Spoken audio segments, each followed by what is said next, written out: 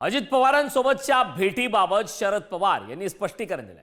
अजित पवारांसोबत राष्ट्रवादी काँग्रेसबाबत चर्चा झाली नाही असं शरद पवारांनी म्हटलंय। एका प्रकल्पाच्या कामाबाबत अजित पवार यांच्याशी चर्चा झाली असंही शरद पवार यांनी म्हटलंय। सहकार मंत्र्यांना चर्चा करायची होती म्हणून ते शेजारी बसले असंही शरद पवार यांनी यावेळी म्हटलं। राष्ट्रवादीची चर्चा काही अजिबात झाली नाही।